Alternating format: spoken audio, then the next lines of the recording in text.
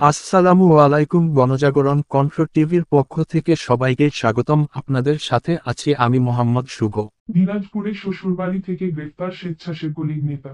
দিনাজপুরে বৈষম্য বিরোধী আন্দোলনে রবিউল ইসলাম রাহুল নামের এক ছাত্র নিহতের ঘটনায় করা মামলার জেলা স্বেচ্ছাসেবক লীগের সাবেক সভাপতি আবু ইবনে রজবকে গ্রেফতার করেছে র্যাব।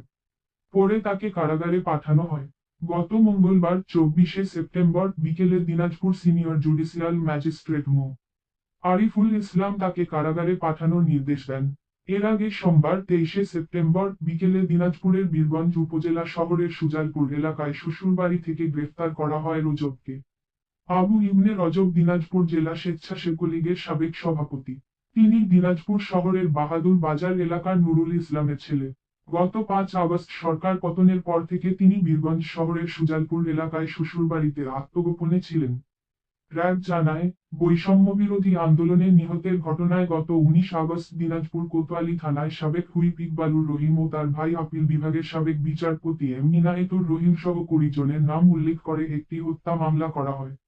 আবু ইবনে রজব সেই মামলার এজাহারভুক্ত 9 নম্বর আসামি।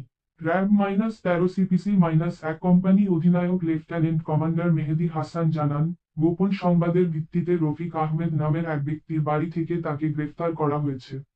তাকে আদালতের মাধ্যমে কারাগারে পাঠানো হয়েছে।